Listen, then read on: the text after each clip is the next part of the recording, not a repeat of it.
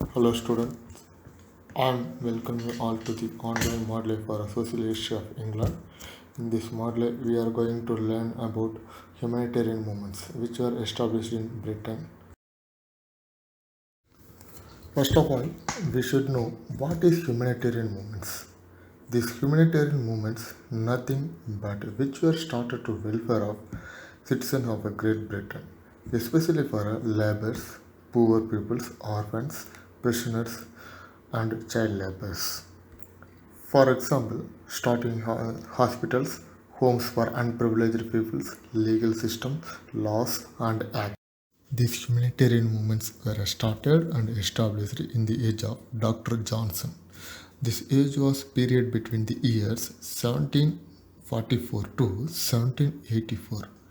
In this age, Dr. Samuel Johnson was lived. This period also called as Age of Transition. First, let me discuss about reason for those humanitarian movements.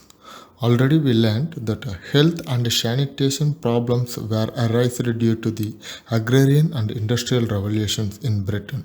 After these revolutions, important towns like Sheffield, Birmingham, Manchester became very smoky towns. This was resulted for many incurable diseases. For example, beginning of 18th century, smallpox was spread all over the Britain. To counteract the smallpox, Lady Mary Wortley Montagu introduced inoculation from Turkey and set up the hospital in London. Then later days of this century, Jenner discovered vaccination for smallpox. After 125 years, finally 154 hospitals were established in Britain. Those hospitals were standing to humanitarianism of the people of that century. In these benevolence movements, first we are going to know about Captain Coram.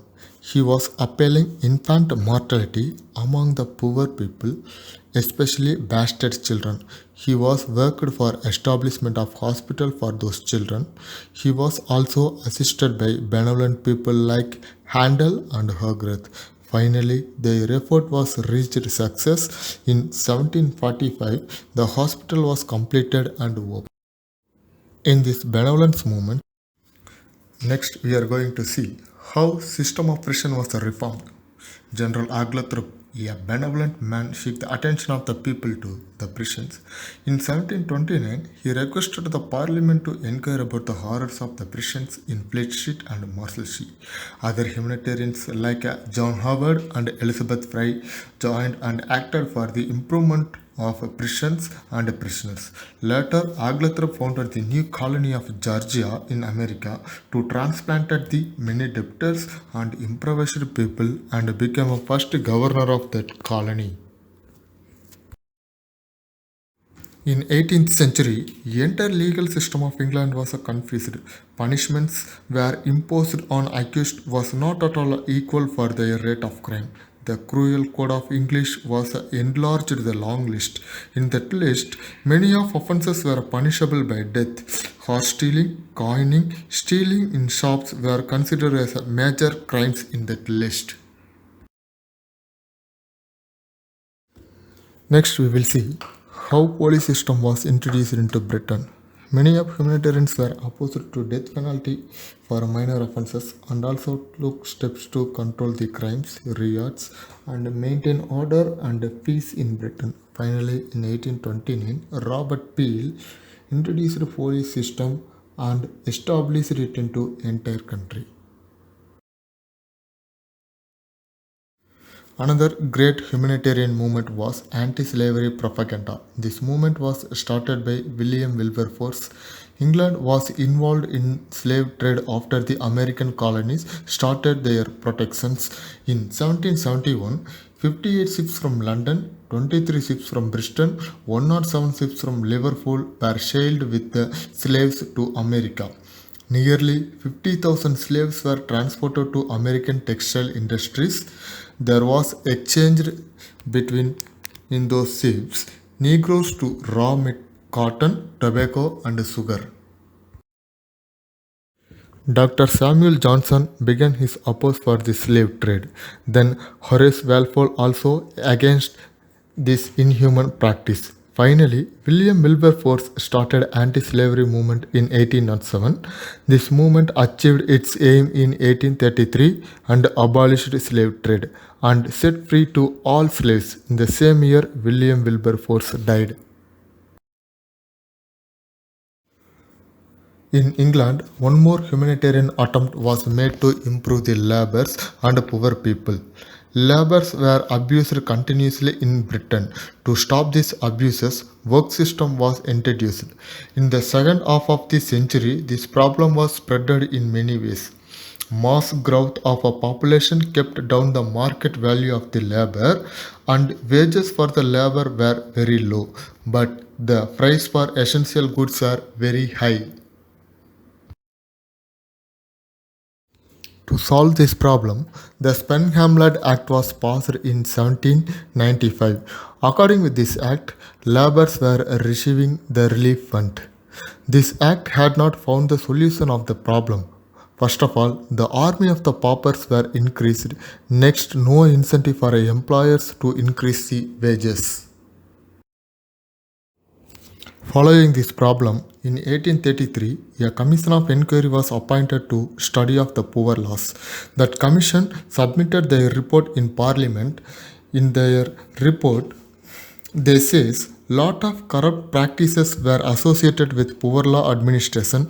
Followed by this commission's report, in 1834, the Poor Law Amendment was passed. This law decided to lowest class labor should not living without relief fund. Again in 1905, another commission was appointed to control the poverty in the country. This commission submitted their report in 1909. That report says drunkenness, diseases, thriftulness, early and improvident marriages, casual labor were main reasons for poverty. So that commission recommended to remove the child labor from the workhouses and separate institutions for aged poor people and to reduce the unemployment for the labor exchange and introduce the state insurance scheme for laborers. Another humanitarian movement of 19th century was the Salvation Army. This was founded by William Booth in 1865. He was called as General Booth. Through this movement, he drew the attention of the people to degrade the people of a society, mainly for homeless, unfed, to the drunkard, criminals. Booth brought the social work and social care as an essential part of religion services and also to bring the street bands and colored uniforms into Protestant religion services. Later, this movement spreaded to other countries too. Another great movement started to eradication of drunkenness. This movement known as teetotalism or total abstinence. Hargreth and George Cruikshank were drew many pictures to help the movement and make awareness. Cruikshank drew one of the series of the pictures which was started the love of liquor from cradle to grave. This organized propaganda acted against a drinking habit of all kinds of people by Blue Ribbon Army. This movement had a beneficent influence of the society. Finally, government too started to involve to stop problems in society. First of all, government regulated the trade.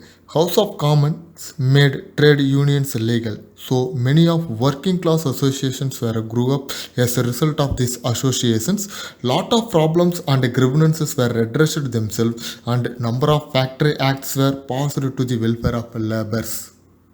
Such activities, movements, acts were made Britain society as a place to live helpless and hopeless people.